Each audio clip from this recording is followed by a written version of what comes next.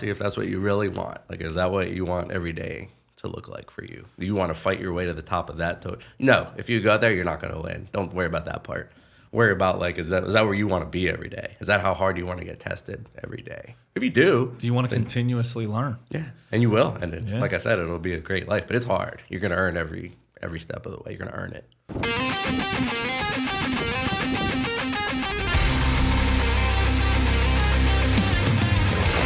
You are now tuning in to the Relentless Project.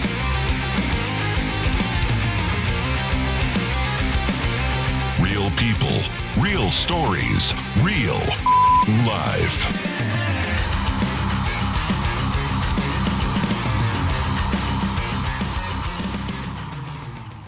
Well, what's up, everyone? Welcome back to the Relentless Project. I'm Ish, your host, and I'm here with David Sachs. Thanks for having me. Of course, anytime. You come highly recommended from a few folk from different avenues of the grappling world. Yeah, I appreciate that. Yeah, been around that scene for a long time. I appreciate you for jumping on. Just a quick overview. I was doing a little digging. I like to do a little research. 2nd degree black belt in Nijad. Is that how you pronounce it? Yes. In Nijad, which is what form of... Yeah, that was actually the first combat sport I got into when I was a little kid. My mom put me in it. It's like just more of a traditional martial art. It was a mix of taekwondo, it's a lot of kicking, kung fu, it's a lot of footwork and movements, and kyokushin, which is like a very hard style. So like heavy punching, heavy kneeing, heavy clinching. And then there was a lot of Kempo integrated in it too. So like a striking style, but a lot of different parts to it. Yeah, I was looking into it. I was like, I've heard it, but I've never like looked into it. Right. And then every time when I was looking into it, it was like, oh, Kung Fu style and Taekwondo. And I'm like, which one? Like, which one is it? But I guess it's its own mixture of other arts. Yeah, it's only been around for a couple of generations. I hope I don't get his name wrong. Beyrouj bin Zidi Nijad was the founder. He had black belts in all those different styles, and he was, I believe, primarily a bodyguard of like somebody really important in the Middle East. And that's sort of where that style developed from. And my instructor, Robert Vinjaquera, who still has a school right in a plaza in Washington called the Washington Academy of Martial Arts, I believe, he's essentially considered like the biggest name in that style still. And he's here. Yeah. That's awesome. But he's produced a number of black belts, so. Is that something you still go back to, or? No, I haven't really been involved in that for a long time. That was my first job. It was really neat because I started when I was 6. I was actually helping as a little assistant instructor by the time I was 12, as much as you can help when you're a 12-year-old. And but I did that for 11 years. That was my first job. It was from 12 to 23. I was a martial arts instructor all through college, basically. Oh, so you've been doing this for a lifetime, Yeah, it was pretty much the first sport I played was a combat sport, and it pretty much led to a combat sport career. Well, and then you brown belt still, or did you? I got the black belt. There it is. Congrats! Yeah, I was like, because usually I'll do the research, and then it always happens. They level up. I probably came from my Instagram. I don't think I've updated it. You got to update the IG. That's where people look. Well, congratulations on your black belt. So, thank you. 2 black belts. That black belt's from through Brazilian Top Team, actually. I got that out in Chicago. My coach out there, Alex Trujillo, and his coach, Juliano Prado, from out in California. Juliano's instructor was Mario Bustamante, who is the founder of Brazilian Top Team. So that's pretty strong Brazilian Jiu-Jitsu lineage. I saw the ear. Yes. that's the buy-in right there. You see the ear, you're like, okay, he's got. It actually used to be a lot worse. That's one of the things I got fixed after I retired. Do you drain it? Like, is that something you regularly do? Because there's people who like hold on to it. Like, no. Right. No, I didn't want it. It happened. I didn't get it wrestling. We wore our headgear when we wrestled. That was actually a pretty strong rule back when I wrestled. They seem to be a lot more lenient on that now. But yeah, I got it training for my first pro fight, actually. And it was leading up to the fight. I was training twice a day. So I was trying to drain it. That was at a time where it was a little harder to get needles. I guess they hadn't changed all those laws. So I was having trouble getting needles. They didn't have all those. They have lots of awesome products. I don't recommend getting cauliflower ear. It's just painful and it's all a pain in the butt. Kids listening. But there's lots of amazing products out there now. They got like ear splints, which basically take a mold of your ear and you can put it on after practice if it swells up. They got all kinds of like draining and compression kits now. It's a lot easier to maintain that. Back then, I just didn't know I didn't know the things I knew today, and I had a fight coming up. I was training through it. Literally during that fight, it was my first pro fight. I was actually out at Ring of Combat in Atlantic City. It's a good promotion. And I was like second or third round, I think. I was fighting somebody from Matt Serra's team. It was a good fight. I actually ended up training with this kid recently. I can come back to that later. It's really cool how you end up coming back to things after all these years. But somewhere in the second or third round, as I was getting off the ground, he grabbed my head and kneed me right in the same ear that had been swelling up my whole training camp. This thing looked like a Christmas ornament hanging off the side of my head. I only had one needle with me. We got at least 10 cc's out of it. I mean, it was that swollen. But again, didn't really know what to do after, and it built up for all those years. Finally, it used to be like 3 times bigger than it is now. That's wild. Like you see that now, and you're like, oh man, but like it. I guess it is painful. It's swollen. It's. I was actually starting to get a lot of infections and losing hearing. So when I finally retired, I went to the doctor, and she was like, "Yeah, we can. Your insurance will cover. We can take care of this because you're going to lose your hearing." I had it for so long. Not only was it starting to obviously close up the ear, but it was starting to turn into bone. It wasn't even cartilage anymore. And bone is going to send sound back the other way. Yeah. So they had to cut the whole ear, peel it down, and use a bone gouger and get all the bone out of there and then sew it right back up. Well, that's a first for me. That's a first for a lot of people probably listening to this. That's interesting. But I'm so glad I did it. The health improvement has been amazing. No ear infections. My hearing has improved. All right. So maintain your ears. Yeah. Ear. And then the other one, when you retire, get your septum fixed right away. That makes a world of difference in your sleep. I actually know a couple guys going through that surgery right now. You can't get through a career without broken noses. It's just part of the game, but you can get it fixed. And people choose to do this willingly. Doesn't that blow your mind? Sounds lovely. You were a D1 wrestler. Yes. Over 30 years in combat sports. Yeah. When I started when I was 6. Yeah. And just between the martial arts, I started boxing in high school at Bronson House in Washington. Wrestled through college. Got into the MMA, the jiu-jitsu. And finally wrapped up my career at 36, but, continued to coach up till I was about like 40, 41. And on top of that, you have a degree. Yeah, I got my degree just do it all, in exercise physiology from Slippery Rock University. Did that help your combat sports career? Is that something you applied to it? I know it sounds almost mundane, but a lot of times people use these fields and then don't apply. Learn in these fields, but don't apply it. Is that something you leaned on in your training and conditioning when training for, fights or competitions, or how does that play out? Oh, on my personal athletics side, yeah, I would say that helped me out. I tended to be my own sort of little expert in that category. I'm not a big fan of people coaching themselves at anything because a coach is always going to give you insight that you don't have in specialty areas. But there were times where I worked with strength coaches. I know some really amazing strength coaches that helped me out at different times in my career. But for the most part, between the amount of money you're making back in those days, most of your money is going to be invested in food and your main coaches. And so, taking care of the conditioning on your own definitely can save you a lot of money. But having the degree is really important. I wouldn't even compare my coaching ability back then to what it is now because of how much that field has changed.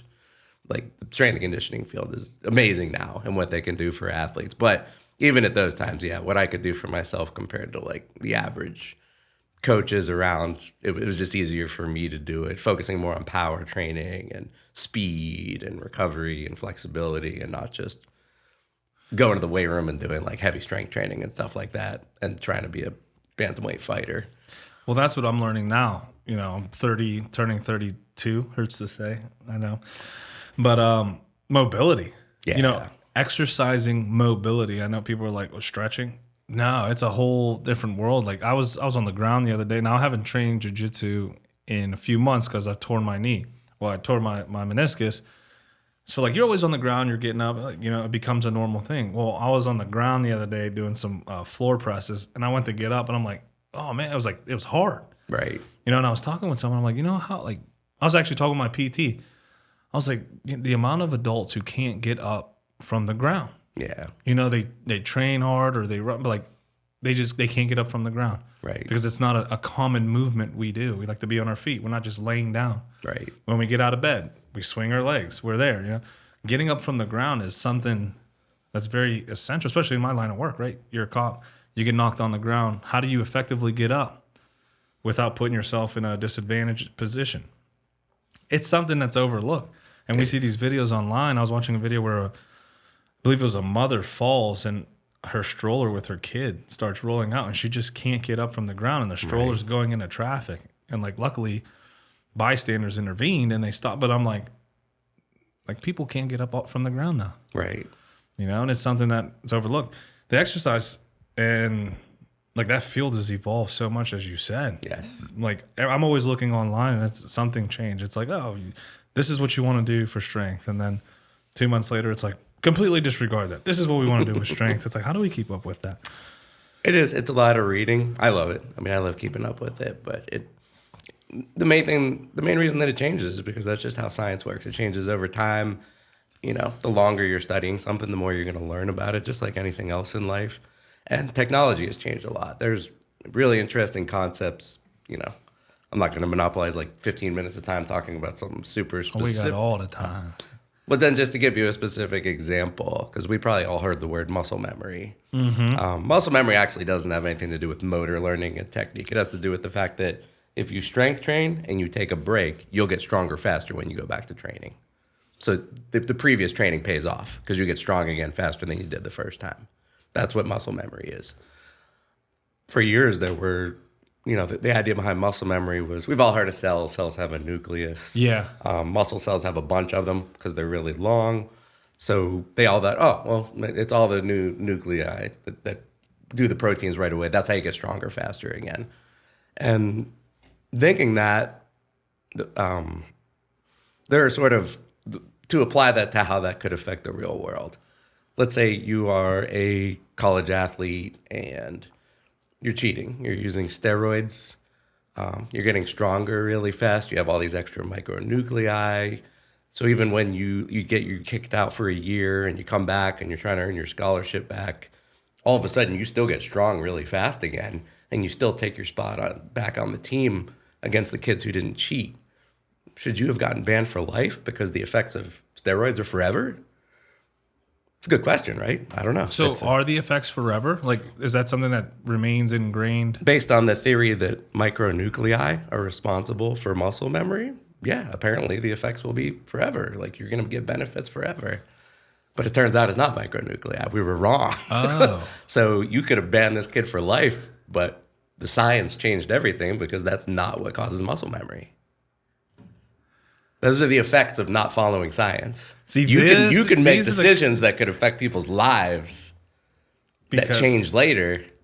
And if you didn't follow the science, you could have destroyed you could have, enhanced somebody's life maybe, but you could have ruined somebody's athletic career because you made a decision based on the current science and you didn't keep up with it. Interesting. See, these are the conversations I aim for because I like to learn stuff, especially like fitness stuff, right? I love to train. Right. So you're saying the muscle memory. So what is muscle memory, I guess? The concept of muscle memory is the same. If you train for years and then you take a break and you come back, you'll get stronger faster than somebody who didn't train all those years. That's what muscle memory is. What causes it has changed. Okay. And the reason it changed was because of technology. Like for years, they were looking at all those cells and seeing all the new nuclei. Well, that must be it because they were looking at different cells every time because we didn't have the technology to look at the same cell over and over. We had to take a biopsy and look at a dead cell and then a different dead cell. Now they can put a radioactive marker and look at the same cell for years. Kind of track its progression. Correct. And because of that, we've changed a lot of different things. Being able to look at the same cell and how the same cell changes over time has changed a lot of different theories in strength and conditioning. So riddle me this. I'll be lifting, right? And I'll reach a plateau and I'll take like a week off. And then I come back and I jump right into where I was at. And then I start to see progression. Yes. Like, is that what you're referring to? Or No, is that muscle something- memory is where you take like a considerable break. Oh, considerable Like, yeah, break. like where you Okay. missed a few months of training, you come back, but you get back to your numbers really quick. So my jiu-jitsu should be good then. For me. What you're talking about is just Yeah. the concept of progressive overload, which Okay. is just, which a lot of people, again, think that everything's linear. Like, just keep lifting more and more and more and more. And it's not. Like, your body needs those breaks and it needs those deloads. Peaks and valleys. Yeah, Peaks and valleys. exactly. Which, again, is compared to how long strength and conditioning's been around, that's a fairly new concept. You know, they didn't do that stuff 20, 30 years ago. What got you into wanting to study this field? It's a very I was always obsessed with exercise and just, wanted to be a part of the sports world. It seemed like the most obvious path to stay involved in sports of any kind. I didn't plan on being a pro fighter. I was fighting like amateur during college in between wrestling seasons and stuff. UFC didn't even have my weight class or anything. Nobody was getting rich off of being a bantamweight fighter. But it was fun. I loved doing it, challenging myself. And then my first job, right out of school, I did an internship at UPMC Sports Medicine in the South Side. And they gave me a job right off of internships. I was doing NFL Combine training. We were doing pre- and postseason testing on the Penguins. We had very high caliber athletes, and very few people get to go right out of college and work with high caliber athletes. Usually you got to end up working in fitness for a while or low level athlete. I got to go right to the high elite athlete level. How was that? Like Awesome. that come almost like it's an instant reward. Yeah, it was fun. My very first day of my internship, I was taping people doing their 40-yard dash to prepare them for the NFL Combine. Like, that was so cool. We're in that season now, Yeah. right? Combine's coming. What are they doing? They're doing something's happening in Pittsburgh. It's not this year. That's next year. They're doing the draft, right? Okay, That's I'm not sure. Yeah, I guess the NFL's bringing the draft to Pittsburgh. Nice. That's going to be interesting. NFL game days here. You can't even get into the city. Imagine the draft. Millions of people. So let's go back a little bit. What you said? What influenced you to get into? You said you started at a young age. Was that something that was chosen for you by like your parents, or is that something you were interested in as a child immediately? Because No, we didn't. I mean, I don't even know how much I was aware of as when I was 6, my mom put us in karate for the discipline and the exercise, and it just ended up being the sport we really stuck with. Due to it becoming like a job, basically, I stuck with it really heavy, and then it was one of those things. As I got my black belt and started earning those degrees, and you obviously have those like point tournaments, or they have more of the heavy contact tournaments too, and those are pretty cool. The particular group of people that I was training with a lot weren't as big into competition. They were into more like real self-defense. They were starting to get into weapons. So I got to learn like some knife and stick and stuff like that. They were even getting to the point where it was like, okay, it's time to start learning gun. It's the only real form of true self-defense. And I was still a teenager, and I'm like, I want to do a sport that I get to compete in. And so the first one was boxing, and then wrestling, and then I got way more into the competitive sports side of it than the self-defense side of it. I just wanted to do it. yeah, so you were boxing. Boxing back in like 10th and 11th grade, and then I took my first amateur fight. Like, I didn't start wrestling till late in high school. I took an amateur fight. It was not even technically, I guess, legal back then. It wasn't sanctioned yet. It was in West Virginia. We've all had those. This was back in the days where people were wearing kung fu uniforms. Some guys weren't wearing gloves. Some guys were wearing boxing gloves. I was 17, so this would have been 4 years ago or so. It's so cool how the sport has like progressed. Yeah. It was in a ring. It was 1 10-minute round, and pretty much kid took me down the whole time. They would call that lay and pray back in the day. So I was like, oh, I better join the wrestling team if I want to keep doing this. And then that got me into wrestling. And, eventually, obviously, everybody realized they had to do jiu-jitsu. And that's sort of how everything just balled up into all these different sports. So that's you kind of just followed the progression. Then you're like, well, now I know all these disciplines. Got to put it to the test. Exactly. And then you get to MMA. Yes. But I was working for UPMC. They had just opened up that school. It was called Pittsburgh Fight Club at the time on Camel's Run Road. Pretty much the first big one in the Pittsburgh Comes area. up a lot on this podcast. Yeah. And as soon as I finished my internship, I was there every night. With guys like, again, Kama came, that's where he joined, all these guys. And I was training every night, but I was still, again, focused on UPMC because that was a very legitimate job. But then one of the guys we were training with, I was very much standing out as like the best fighter there. So he really pushed me to, I hadn't even fought amateur in a while because of a bunch of surgeries and stuff, but he really pushed me to take his spot in a tournament in Atlantic City. So jump right into Ring of Combat tournament, fighting guys from Northeast, like you're talking about like AMA Fight Club, which is where like the Miller brothers came out of. Matt Serra, my first opponent was from Matt Serra's gym. My third opponent went right to the Ultimate Fighter off of the tournament. So I did a pretty big jump there. Yeah, and I ended up getting second in the tournament. It was 3 fights in the span of 8 weeks. That was a pretty tough start too. Fight, 4 weeks fight, 4 weeks fight, and got second. So all of a sudden, I was ranked in the Northeast after not having fought in years. As a pro, I was ranked in the Northeast, and all of a sudden I'm the pro fighter. So, that's so interesting. That's because I get a lot of people that sit across the table from me and they're like, this was my goal. This is what I'm set to do. And you're over here like, I wasn't as good on the ground, so I started learning this. And then I wasn't as good, so I started learning this. Then I'm training with people, and they're like, hey, can you take my spot? And then you're just like, just standing on business. Hey, just next progress. Next thing you know, you look back, you're like, I'm a pro fighter. Yeah, exactly. And did it for 10 years. It was awesome. Yeah. Did that go by like looking back now, was it like a blimp in your life? Looking back right now, it was, yeah, for sure. And that's, I like to take a lot of these experiences and I think you brought that up in your talking points, is try and teach that to these younger fighters, just how quick it's going to go and just how much you need to utilize the time while your body can still do the sport, and just all the opportunities that are going to be out there and which ones you need to focus on and which ones you kind of need to leave until later. And it's tough, and it's a lot of really tough decisions to make when you're really young. Did you transition to a coach after you quote unquote retired, or were you coaching while you were also? I was one of those people that always ended up coaching. It was just something in combat sports, especially. Coaching mostly comes from willingness, like who's willing to be the coach. And I just always was. I had already come from teaching karate for 11 years, and literally when that Pittsburgh Fight Club opened up and I was working for UPMC, I was only going there with the intention of training, but within months I was basically coaching.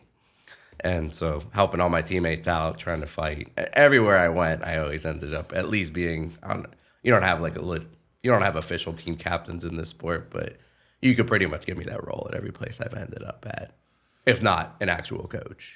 This is one of those things that even if you don't want to do it, you're going to look, if you have it in you and you look around and you see the need, you're going to end up doing it. You're not going to let your teammates down like that if you see nobody else is stepping up to the plate. Well, and that's where leadership becomes topic of conversation, right? Like, what is a leader? Who is a leader? Right. Like, oftentimes we see the person at the top or the loudest person, and we quote unquote that he's the leader. Right. No, he's a boss. Like, there's a boss and then there's a leader. Like, I've been reading a lot of leadership books, leadership development, and one thing I've noticed is like a lot of leaders don't even hold a title. They don't hold a position or a rank, or like a lot of leaders are those influencing their guys to be better and pushing better and providing that avenue for growth. Yeah. And they're alongside you a lot of times in these organizations, in these companies, in these, gyms.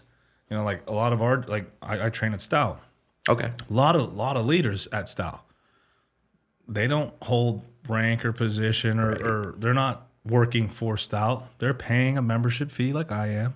They're going, they're training, but they're influencing their circle and pushing their circle to be better. Like, that's leadership. Yes. So I guess natural born leader over here, because when people talk about, I've heard your name. If I got paid for every time I heard your name, I probably wouldn't be doing the podcast. I'd be like, no, let's go do something bigger. But so I was dying to sit down with you to see like the man behind. When I first looked at your Instagram, I was like, oh, finally a face to the name. Like I can, but I was hearing your name. I'm like, this dude has to be the image I had. Because everyone's like, da, da, da. And I see him like, oh, finally. Like, I can put these two together. Maybe I'll run into him. How many times did I walk by you never knew? Yeah, probably at all the shows and stuff. All the shows and stuff. So finally glad to meet you. I appreciate that. So what was what do you take most out of being a coach? I had Carly Joe on here, and she coaches women's wrestling now, and I like to ask people like, what do you get the most fulfillment of being a coach? It's a really good question. Yeah. I mean, probably would have needed a little more time to structure my answer. Well, on something I like didn't that. even That's have okay. that though. on here. No, that's okay. That's perfectly fine. Yeah. I mean, think about that for a couple of seconds. I mean, I would say, for sure, again, as you get older, you realize certain things. And, looking around and seeing the people you're around, and they're pretty much like family. It's, if you had the ability to help them in that way, then you do it. And looking back, since I did, I'm glad I did. There were certain times where I was like, I don't feel like doing this. I want to focus on myself. I want to focus on my career. But looking back at 42 years old, I'm like, no, I'm glad. I'm glad if the need was there, I stepped up and I did it. And that's been the case. Like you said, leadership is a thing people have. I've had had other different types of jobs where that just was the case. I needed a day job for a while in Chicago. I never worked in food before. It was an Asian restaurant.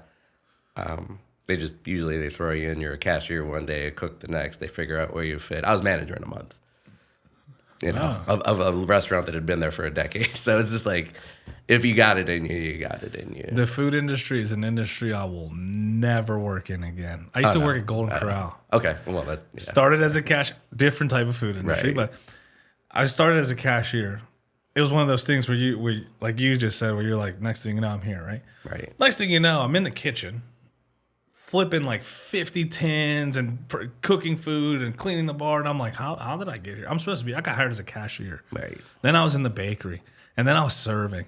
And just like, that takes a special set of skills in and of itself. Yeah. Because I would be a cashier and I'd look in the back and you'd see all the guys and girls just like, give me 3 of this. And I'm like, dude, it's like a ship back there. You ever like worked on a ship or been on a ship where like crew members are like yelling orders and everyone has their assigned role and everyone's doing it? It's just like seamless.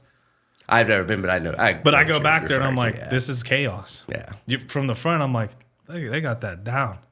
And then I finally step foot in there and I'm working alongside. I'm like, this is chaos. Right. This is wild. This is nuts. So food industry, hats off to everyone who works in that industry.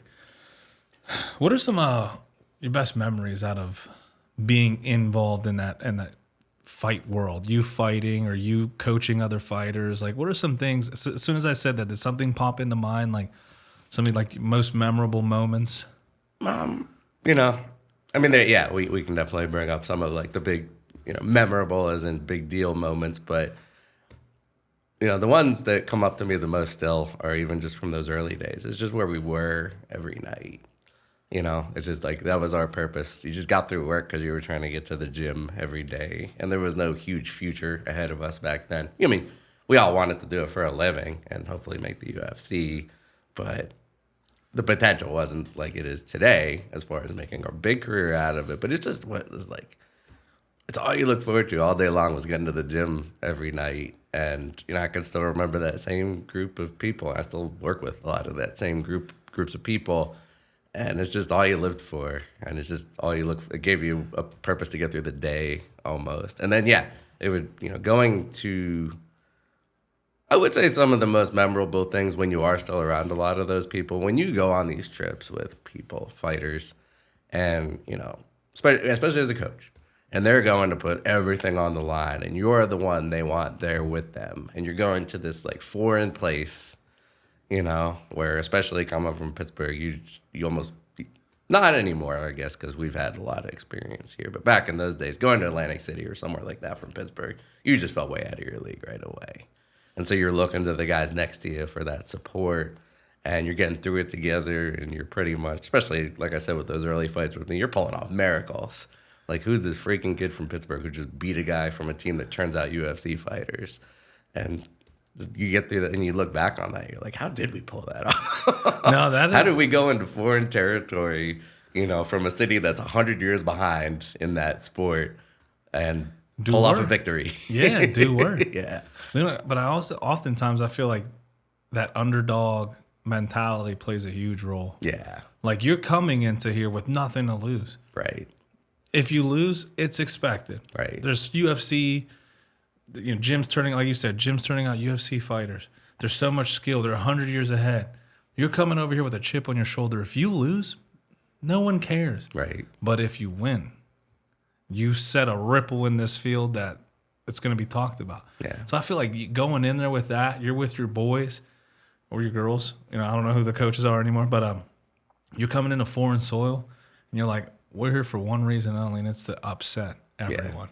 Like that alone, like if you don't take someone's head off with that mentality, because like coming in when everyone expects you to win, you're the best. You're like, man, if I lose, it's bad, like a lot. But like you're riding on such a high. I don't feel you have the same grit that the person coming in like, I have so much to take from you. Right. But So then going back to what you just described about when you are the person who's supposed to win in the expectation, that's something I've gotten a little more focused on at the later stages of my coaching career, that when you start working with the higher level guys, and it is literally their job to win now. It's what pays their bills. As a coach, that's something I really got a lot better at, is how do you work with that kind of person? Like, how do you get that person to win? If they have all that going against them, that expectation to win, they're supposed to win, and all this pressure, what do you do with them? Because you're a coach, you got to work with them too. Yeah. And I love that part about it, actually, because that's the person who has to step up and perform at the highest level. No matter what, they have to go in there, not fight at the level of their opponent. If they're the favorite, they have to fight. They have to outclass their opponent. They literally have to go out there and do their job. What do you tell that person? How do you work with that person? How do you get that person to go out there and continue to fight like they did back when they were the underdog? And it's really fun. Yeah. Well, I think one of the coolest things like about coaching is the array of people you get to work with. Yeah. You know, the level of experience. And even from, you know, someone new, like I train a lot of like police officers in self-defense, defensive tactics, because that's something that's been lacking in this field for a very long time. My department takes it very serious. So we work with EFC, we work with, Grace, I've even gone to Krav Maga instructor courses and stuff. Like if I can take from but working with different levels of officers, right? Like that's how I can equate. I never coached in jiu-jitsu or MMA. I'm a coachee, but working with the different levels, and I can learn something from someone who has zero experience that I can apply to someone who's been doing this for 10, 15, 20 years. Like how is that dynamic for you in coaching fighters? Like, is that something you see as well?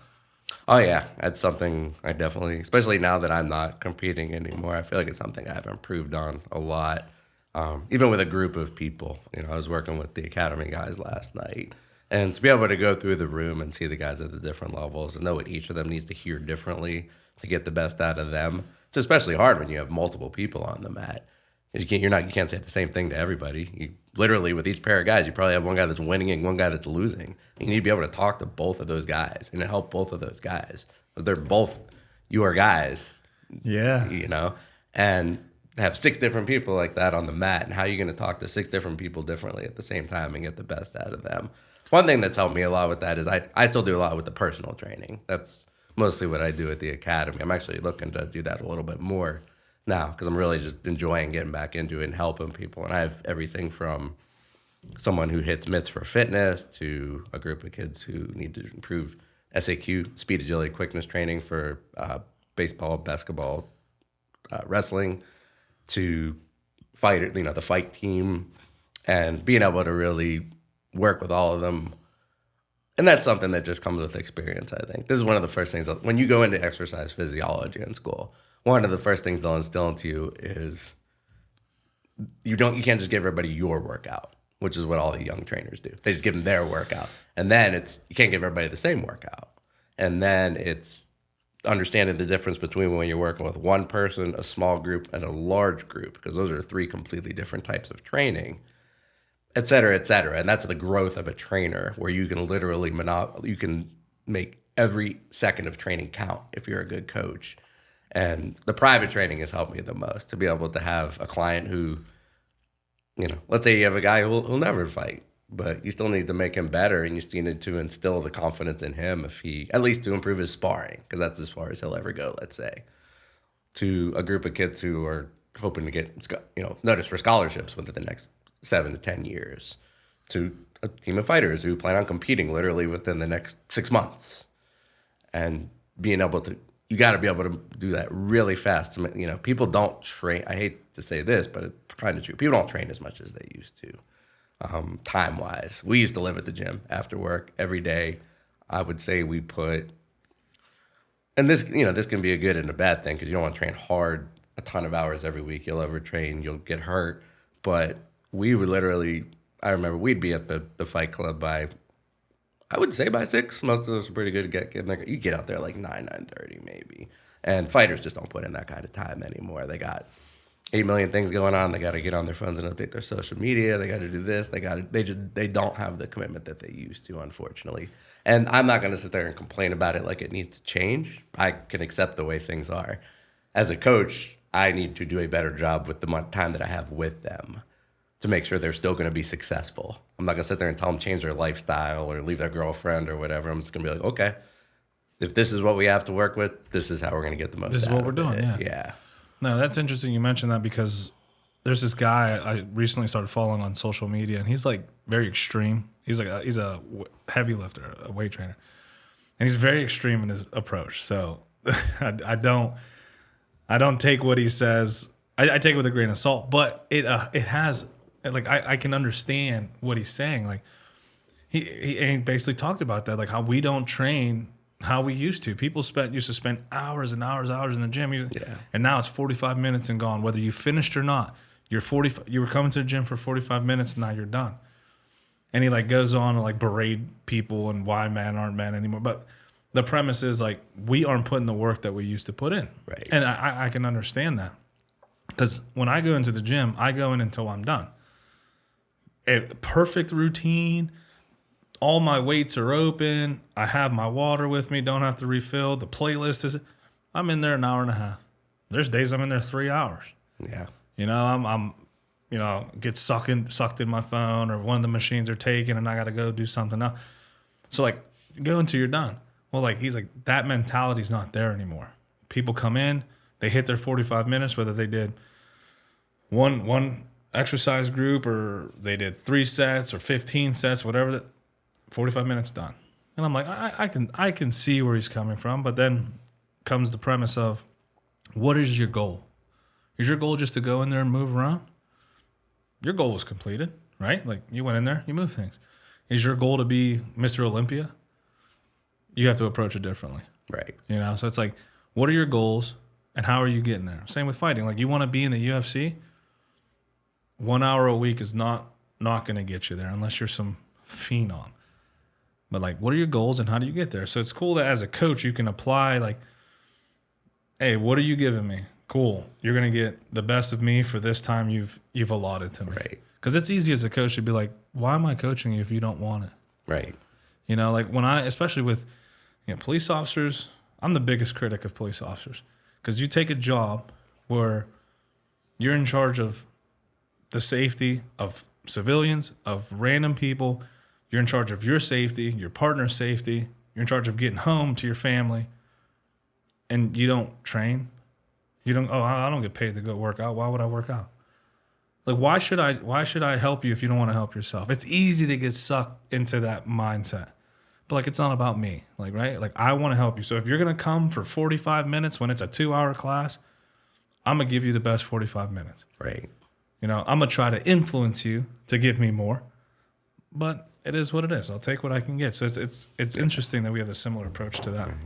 I could see on your end, though, having to be a little rougher about it because you're talking about someone who's protecting people's lives. Like, you're not talking about someone who's going to go lose at a jiu-jitsu tournament. You're talking about somebody who's signed up to make it their duty to ensure the safety of others. If you took on that kind of responsibility, you probably deserve to be talked to a little more harshly if you're not living up to those expectations. I get in trouble for that sometimes, but it's something I have a true passion for. Like oftentimes I see, and like people know I'm a cop, so they'll send me these YouTube videos. What do you think about this? Right. And it's a double-edged sword, right? Because I can easily critique this and shit on it and Monday night quarterback it. Right. But I also wasn't there, right? And like every situation is different. Even if they look the same, every situation is different. You know why? Because that officer's level of training is different. How can I come down on someone who trains 1 hour a week and that's it? And apply it to me where, before my injury, I was training 3 days a week, 2 hours a day, and then I'd go to the gym or station gym before and work out with guys. And then, so like my level of experience is different than their level of experience. Right. My level of threat is different than their level of threat. So like I can easily critique this, but I also wasn't there. Like, what if he or she felt their safety was in jeopardy? Right. That would be justified in their approach. Would I personally have handled it differently? Sure. I also have more training and experience. So it's like it's a very weird dynamic. I love talking about it though, because there's no exact answer for anything. It's like what do we have? All right, let's dissect this. So we at work, what we do is we get these videos and we're like, hey, like, let's not end up like this. We're not saying anything about this officer, this person. We don't want to end up like this. So how do we approach our training so this doesn't happen? Right? There was this video came out of Grand Rapids where the officer pulls out a taser. The dude takes his taser. Well, now we can be incapacitated with that taser, gives access to our guns. Right. So now that escalated the level of force. It's easy to go, well, why did you give, like, how did he get your taser? Beside the point. He's got the taser now. This officer ends up getting the back of this guy. In jiu-jitsu, what is that? It's a very great position to be in. Yeah. I have your back. You're on the ground. In jiu-jitsu, you're like, beautiful. Well, the guy started building a house. The cop doesn't know what to do. Pulls out his gun and shoots the guy. Yeah. You're like, could things have gone differently? Absolutely. Oh, yeah, that was preventable for sure. 100%. Not at the moment. But it's preventable. In the years prior. Yeah. Of training that was neglected. Yeah. So exactly. Yes. So like we call it lawful but awful. Yeah. Like you have to live with the fact that you took someone's life. You affected this guy's family, this community, the law enforcement industry as a whole. A lot of people hurting because you just didn't train. Right. And I always say this, if you can go back, right? Like, let's say you can view in the future and you see this happen. And then now you rewind and you're sitting in front of someone like, hey, do you want to train now? That's what's going to happen in 6 months if you don't train right now. Right. 100% of people would go, well, let's start training. But we don't have that. Right. We don't have that luxury of seeing in the future. But guess what? That's always a possibility. And we know that. And we choose to neglect our training. Same with, like, you don't have to be a cop. You don't have to be a professional fighter. You're walking at Walmart and someone grabs up your child or your wife or a loved one. Like, are you equipped to deal with that? Right. Do you want to find out if it ever happens if you're equipped? I just want to take a second to shout out a few companies who believed in me. These were one of our first official sponsors, so huge shout out. Today's episode is proudly sponsored by Carbo Jewelers, established in 1997 on the values of honesty and integrity. Whether you're searching for the perfect piece, need expert repair services, visit Carbo Jewelers in Newark's Ironbound District, where your jewelry is always in safe hands. This episode is also brought to you by Continental Jewelers, proudly serving Hudson County, New Jersey since 1964. Whether you're seeking a timeless piece or need expert repairs, they've got you covered. Visit Continental Jewelers, your trusted source for all things jewelry. You can find them on Instagram at Carbo Jewelers or online at carbojewelers.com. Lastly, big shout out to Carbo Trading. Besides coins, precious metals, and jewelry, if it could be traded and collected, he's probably got it. They can be found on Instagram at carbo.trading. You can find all of our sponsors out online on our sponsor page at therelentlessproject.com. Yeah. I mean, no, the answer is no. No, Obviously, start yes. training. Yeah, no. I look at a lot of things in life like that. And I try not to be a callous person or unsympathetic, but I guess one thing that's helped me a lot recently be a much better, to go back to just coaching, is I don't 100% depend on it anymore. So I have a day job, so I still love coaching. And like I said, I'm trying to actually get back into it a little bit more because of how much more I'm enjoying how it works when you don't depend on it. It's a luxury. It's something you get to do. Yeah, and you get to approach it completely different. Combat sports, unfortunately, most of the time, this isn't always the case. Like if you're at a super camp or something, the coach just gets to pick and choose. But when you're typically, if you're a coach and you're not like a world famous coach, then you need to sell yourself as a coach. That's how you make your living. So they become your boss. It's not like a football team. Football is the opposite, right? The football coach can say you're out. Yeah. When it comes to a fighter, you need that fighter, talking specifically about MMA, you need that fighter to want you to be their coach, or they'll fire you and get another coach. They're the boss. So you have to base a lot of your decision making and stuff like that on knowing that you can get fired by them.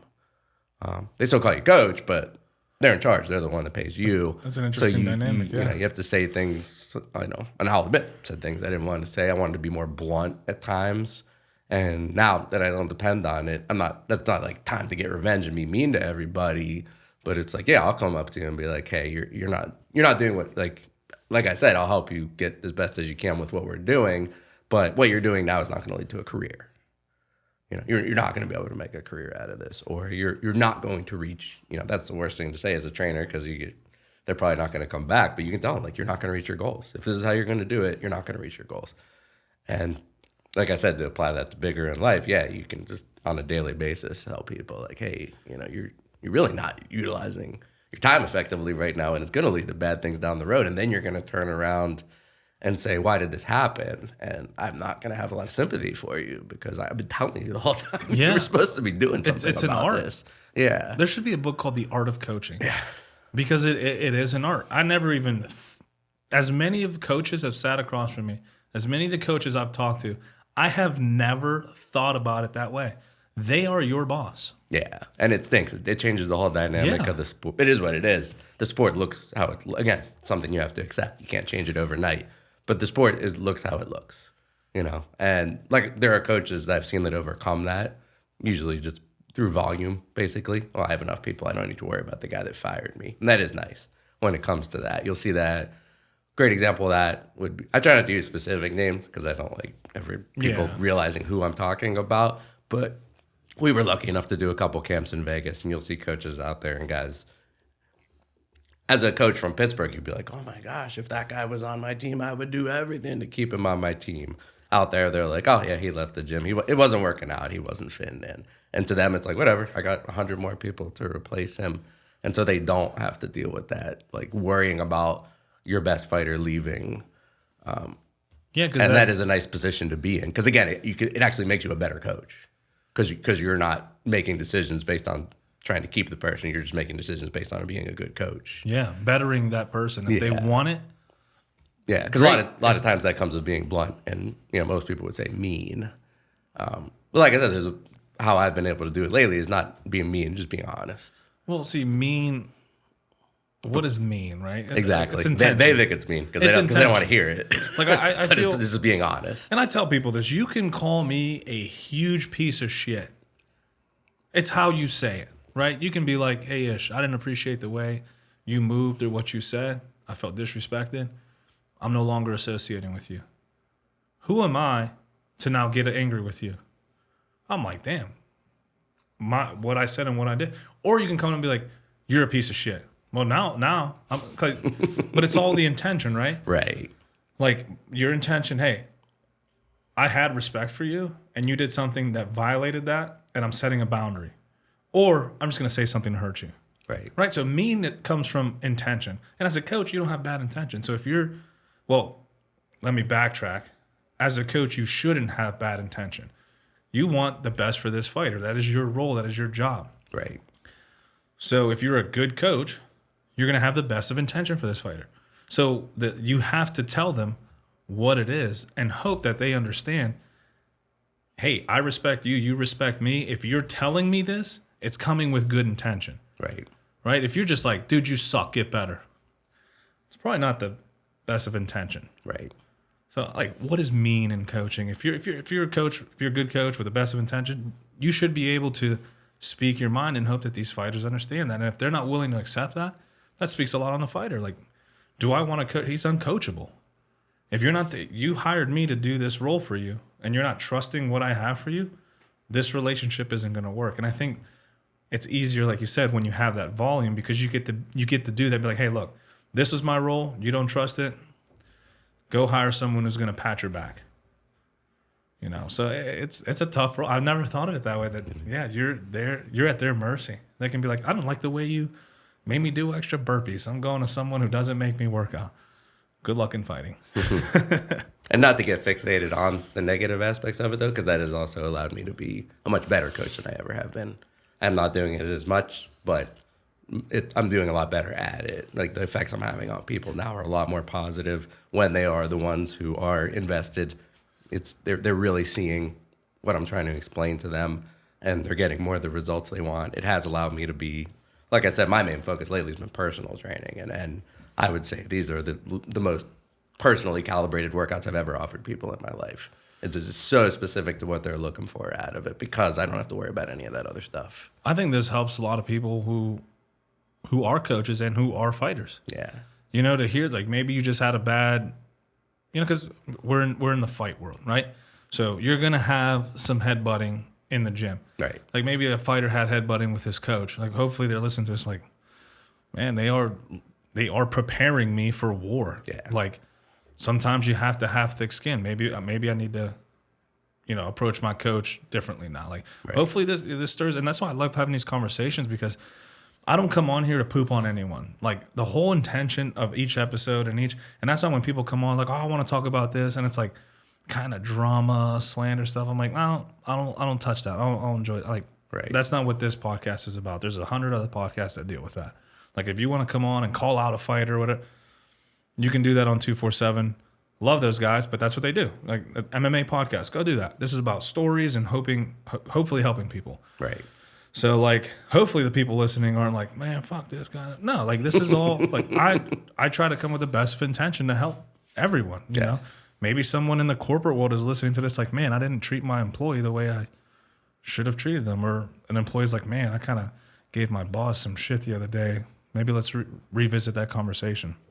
So that's the whole premise of this stuff. So hopefully people agree with that. I've been enjoying it a lot more with that mentality. Yeah, that's a good way to approach it. You know, you don't have like the stress and pressures. It's kind of like I get to do this, so you kind of approach it like, in like you said, a different limelight. Right. So you get to be more of yourself in what you do, which is and being genuine is the best sale there is. Yeah, people see it. They see it from a mile away.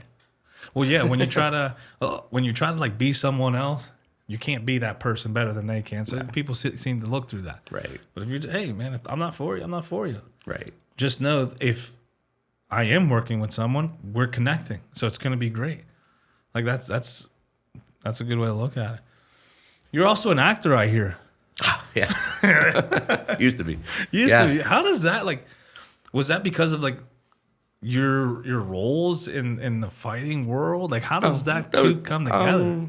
Those are just specific times where there were movies that were getting filmed in the Pittsburgh area, and they were just coming to local gyms looking for. I was an extra in those movies, the ones you're talking about. But yeah, so Warrior was. How did that one end up going down?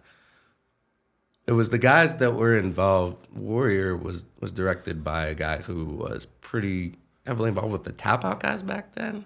And that one guy, Mask, had just died. He was talking a lot about that. Nobody knew I was going to be as big of a deal as it was, actually. To be on the movie set is where you don't realize whether it's going to be a big deal or not a big deal. Maybe you do if there's like somebody really famous there. But in this particular case, with my knowledge of the acting world, I didn't realize that I knew Tom Hardy was a pretty big deal, but he was doing a lot of the other scenes. I didn't realize Joel Edgerton was as big a deal as he was, and he was the one in most of the scenes that I was in. But you're there. How we did it was, they ended up using our gym for a lot of their training. Like a lot of the stuntmen and stuff were doing a lot of their choreography and practice sessions there. Were you allowed to watch? Yeah, we somewhat. They let us be there for a little. And these were guys like, these weren't fighters. These were guys who had like Cirque du Soleil backgrounds and more, traditional, fancier martial arts backgrounds. So it was really cool. It's like watching a world-class acrobat. Basically. Dude, that's so cool. I've always wanted to be like an actor. Yeah. I'm not up for it. Like, I get so weird in front of a camera. Like, I get to be myself, right? Like, when I'm doing an ad for someone or something like that, I'm like, dude, can I just, how I would do it? And they're like, well, I want this specifically. I'm like, I'm not good with that. Like, I just got to be me. Okay. Like, as much as I want to be an actor, it would be hard. Like, to go to, you have to memorize these lines. Yeah. But I would say, only knowing you for this little bit, though, and like the way you approach coaching and stuff like that, you'd be surprised how not different it is. Because I wouldn't say that I'm my pure self when I'm a coach. Like when you put me in front of a group of people and I have a job or a duty to do, I'm going to talk and behave in ways that aren't like, I'm not just going to go home and keep acting like that. You know what I mean? So, and that's how it felt to me. It's like they put you in the scene and they say, do it like, but again, these weren't speaking scenes, so I can't attest to having to talk the way I don't normally talk. But yeah, when they put you on the side and they're like, do your lunges or do your shadow boxing, I'm like, yeah, I do that for sure. I do that in front of people all the time. Yeah. So that's how that was. Our connection to that, I think, was mostly Kurt Angle at the time. We trained Kurt Angle for a little bit. He was thinking about fighting, so he was working with my coach on the skill stuff, and then he was coming with me to UPMC to do his strength and conditioning stuff. The money just wasn't there compared to him at the time sticking with TNA wrestling, I believe it was. So it just never panned out into anything. Do you know Greg Rudolph? Yeah, just in passing, honestly. Because he mentioned Kurt Angle working with someone. Yeah, he's working with him on his supplement line, I believe. Yeah, but he mentioned Kurt Angle working with someone from UPMC back in the day. And I'm wondering if... Maybe, yeah. Like this... I've been getting people on here, they mentioned another guest. I'm like, hold on, y'all know each other? Yeah. I'm like, yeah. And I'm like... Now, Greg's definitely, from what I understand, he ended up buying that gym after I had already left and moved back. It was Florida or Chicago. I don't even remember. Florida or Chicago. So I didn't get to know him quite as well. But I know what he's done. Like, he seems like he's involved in helping fighters, promoting shows. He fought himself. He's involved in gyms and supplement lines. So, yeah, he's small world. Contributes a lot to that world, for sure. So, Kurt Angle was the link for... Yeah, because he played the villain in that movie. And so he got us all extra jobs. And that was pretty much it. He went there. Cool. I had just gotten back from my first camp in Florida, actually, so it was really cool. So you were like, ready? I was like, American Top Team, got my W, came back. I got to be an extra in this movie. Life was good.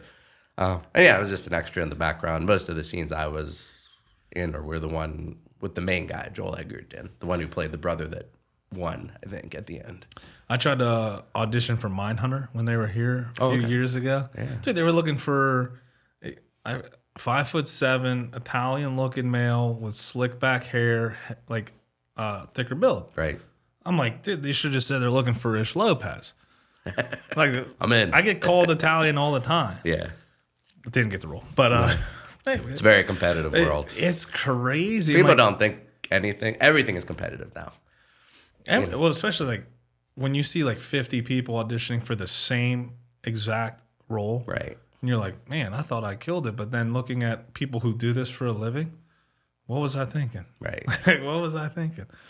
I also auditioned for Real World, and I got the role, and I turned it down because they give you like a packet like this, and you have to give them access to a bunch of stuff. And I was going to miss senior year of college, and I was like, probably not. Still be pretty cool. I auditioned for Ultimate Fighter a few times, actually. That was really fun. Those were tough. Those were more like physical auditions. Well, I was saying you're probably fighting your way to that like role. 15, 20-hour days. You're only getting to grapple and hit mitts for like 30, 60 seconds at a time, and then sitting around for 5-6 hours at a time. Oh. Then finally, the last one I went to was Vegas. Yeah, it was at the stations. The one that the Fertitta brothers own, the whatever station. Yeah. And those were bantamweight. And yeah, it was a 17-hour day. So you wait for your number in line, and you get the grapple for maybe like 60 seconds, starting from your knees. It's like not a very realistic grapple.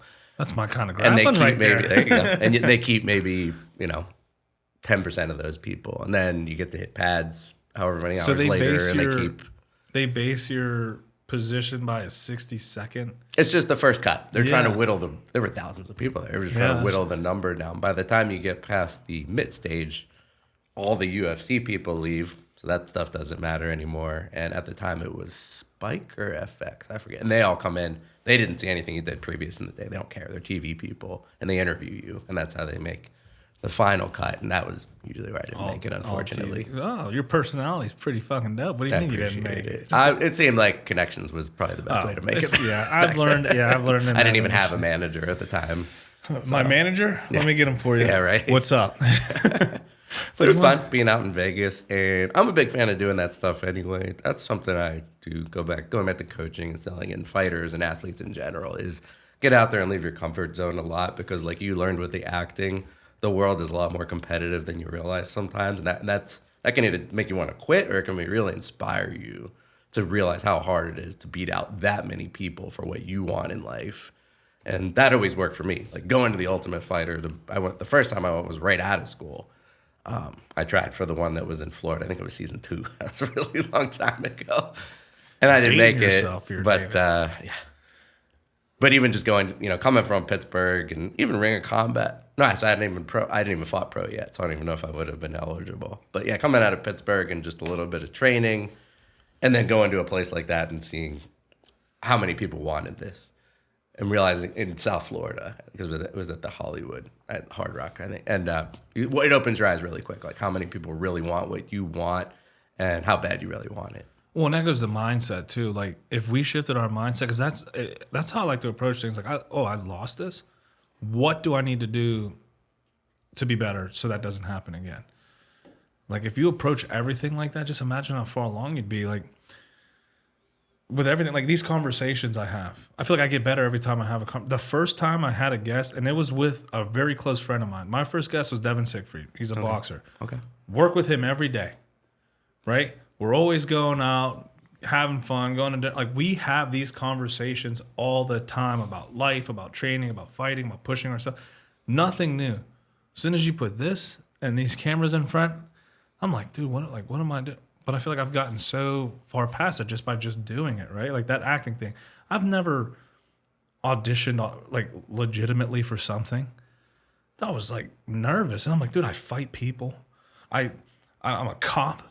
Like people try to stab me. People yell at me all the time. I'm always wrestling with people. Like, why am I scared to talk in front of a camera? Right. One of my close friends said when I was like about this podcast, like you're nervous to talk in front of a microphone and a camera. I'm like, well, when you put it that way, sounds pretty silly. Sounds pretty silly. Right. Like, okay, but like that's life, right? Like you're nervous to go roll with a guy for 2 minutes. 5 minutes. Well, when you put it that way, it sounds kind of silly. Right. This dude breaks limbs, right? Like we can make an extreme, but like at the end of the day, when we're talking about life, it's like we're here for a short time. Some of us have 20 years, some of us have 80 years. Like we don't know. We're here for like do the thing. You want to go do it. You want to go talk to them. You want to be an actor, go audition. You want to learn self-defense, go get beat up until you start beating people up. Like, just go do the thing that you want to do. Like, we're not here I like to say we're here for a good time, not a long time. Yeah. And what started as a joke. Or be lucky both. Yeah. Or you can have both. Right. Like go do the thing. Yeah. I go back to the word you used before. Probably one of my favorite words, intention. Intention. Yeah. I use that word weekly I do when too. I'm talking to people about serious topics. Oh, me too. Because like my I've been working on my communication because I get called abrasive. I don't know why they would say that, but I always ask them like, "Hey, what was your intention with that?" Right. Yeah, and it blows people back sometimes. Like, what do you mean? I'm like, well, I didn't appreciate what you said, but like, what was your intention? Because like in my mind, I'm like, we're about to get into it, or we're about to have a good conversation. Right. And I'm like, oh, I didn't mean anything by it. I just meant it. I'm like, okay, so I just took it wrong. All right, well, now we can but we don't do that as people. Like we disagree with someone because of you heard they said this to this other person that got to this person and got back to you, and now you hate this person. Yeah. You know who gets that flack? Cowboy Eddie. He's going to be pissed if I don't mention him. So. But like people, like when I first met Eddie, they're like, oh man, Eddie. And I got to meet him. I'm like, dude, good dude, good kid. Just needs to take fighting more serious. Dramatic pause. Whenever you're ready. Yeah. Ooh, the coach. Hey, he's taking clients, bro. He's taking clients.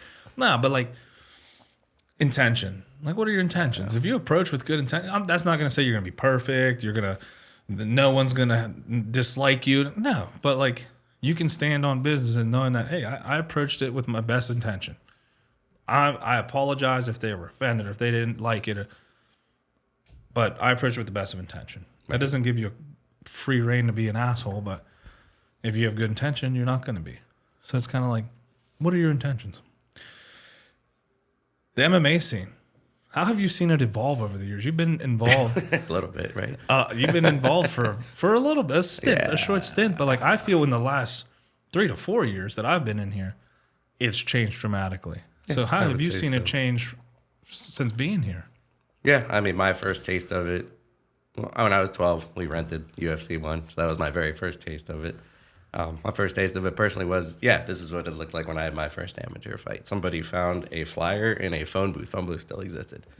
And I was 17, and they gave it to me, and it had a number on it if you wanted to do a no-holds-barred fight. And I called it, and it led to me being a part of the very first show in West Virginia, which was not sanctioned. The athletic commission was there deciding whether they would sanction it.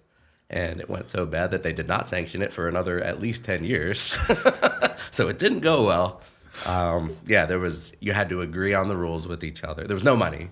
You had to agree on there was no, blood tests or anything like that, which turns out not a great idea looking back. You had to agree day of, these are the rules we're going with? They matched you up when you got there. You see who showed up. You see what they weighed. You see how big they were. Match them up as close as you can. Agree to the rules with each other. Make sure nobody's, like I said, you didn't have to wear gloves, and then people wearing uniforms. You had to make sure nobody had anything bad going on, obviously. But there was no the athletic commission was watching. So it was up to the promoter, who also fought on the event, who also, I believe, coached fighters on the event, to make all these things happen in an old boxing ring covered in bloodstains and canvas, grappling on canvas. If anybody's never done it, not fun. And most of the fights were 1 10-minute round. Yeah, everybody's coming back. Broken hands, broken orbitals, broken everything. Athletic commission's like, no way, we're not. So that was my first taste of personally in MMA. If you're gonna do it, you do it right. Yeah. Right? And like I said, that got me into wrestling and stuff. But yeah, I saw even during college when I was taking the fights between season, that was when guys were trying to do better at scheduling shows ahead of time. And shows, of course, getting canceled left and right because the commission would find out and be like, oh, we're not. Once they say you can't do it, then it's illegal. So up until that point, it's just not sanctioned. Nowadays, it all has to be sanctioned. That's the idea behind the government getting involved with it. It didn't get passed. I saw it get passed in PA. I was actually part of the first pro show in PA out in Philadelphia. I don't remember what the first show in PA was, but the first pro show was REI. I fought on that one. Kama actually came out to that one. That was cool. That's one of the coolest stories I have with Kama. We knew each other since he came to the fight club when he moved back from New York and wanted to fight. And I did my first camp in Florida, and I'm up in Philly. And these guys all drove all the way from Pittsburgh to Philly just to support me in my fight. I didn't even know they were coming, so it was so cool because I had done my camp in Florida. I didn't know anything about what was going on back in Pittsburgh. I was so focused on my camp. And he had his car broke down on the way to meet those guys. He literally left his car abandoned and just came with these guys to make sure he supported me in my pro fight. And it was one of the coolest things ever. So to me, be able to repay that by helping out coach with him was one very rewarding thing as a coach, for sure, to be able to give back in that way. I think the relationships you build in this, because you're literally fighting, right, for your life. That's what you're doing, and you build camaraderie. It's almost inevitable. You have to lean on each other, because if you're I get it, it's a solo sport. Once you're in that ring, in that cage, on that mat, it's just you and that other person. You know, it's not like you can pass the ball to someone and then, hey, take it from here. No, it's you, But to get you there involves a community, a team. That's the best. That's a cool dynamic to have. Yeah. And you got to stay grateful for that, for sure. Oh, for sure. I'm sure you still have those relationships, you were talking, still to today. Yeah, still go to the academy. Yep, for sure. Yeah, that's so cool. How, what do you expect the Pittsburgh scene to turn into in the next 5 years? 5 years? Yeah. That's a really good question. Yeah. It's changed so much. There were still some really great shows going on even before these last few years. Pinnacle and stuff was still really strong show back in the day. Cage of Chaos was the first one I was a little more involved in. That was a really good friend of mine, David Click. He started that one out in St. Clairsville. And I would say there was 2 or 3. That was one of the 2 or 3 that really kept it going in this area. It's pretty dope name, grow. Too. Yeah. Cage of Chaos. That was we were roommates. We had graduated high school. We were roommates at the time, so we were both involved. I even fought on one of his shows. And then he ultimately ended up getting involved with those guys and helping with Pinnacle, which was around for a while. Now, I would say that was a decent show, especially for the time frame it was. And you look back, a lot of the names in that are big names. And then, now the big ones are the 247 and the, what's that one up in Erie? I think there's... Bizarro? Yeah, I think so. Sorry, I'm actually not as familiar with the scene as I used to be. It's kind of, I hate to say, but I'm getting back into it now. But Bizarro has a promotion in Erie now. Yeah, Albert, I would say, Bayfront Brawl. Bayfront Brawl. Yes, Bayfront Brawl, that's what it's called. Bayfront Brawl. What is it called? Within the next 5 years, I would say, the opportunity to make more direct jumps to the bigger leagues, probably, just because they're bringing in, because they're going to look at who you fought. So as long as you're putting together better fights, you're going to get noticed by beating this guy or this guy who, once you're beating people that are on the radar, you're on the radar, and that's when you get called up. I would say the hard thing that really needs to happen in this area, doesn't have to happen, but I'd like to see it happen, is we just don't really have the resources for like a sustainable big career right now. There's nothing stopping a lot of guys from getting there, but staying there. Getting there isn't as hard as it used to be, but staying there is really hard. It's talking about UFC specifically. It's tough to like get re-signs and get to that second tier of pay and making it a real career. And when you go to places like South Florida or Vegas or California and you see the resources that these guys have and the times of day they get to train and the caliber of training partners they have, and especially if you do get in the UFC and you go out there and you utilize the nutritional resources and you utilize the physical therapy and the strength and conditioning and the training partners and the rest and the food and this and that, it's hard to compete with someone who has that on their side, for sure. Yeah. The training partner thing especially, and I hate to hear this from fighters. Like, I know a lot of really good fighters in the area, and to hear it's not their fault and there's nothing wrong with it, but when you have to spend your rounds like helping other people, you're going to have a tough time fighting a guy who gets all great rounds when he goes to practice every day. Like, first person that comes to mind is Kama.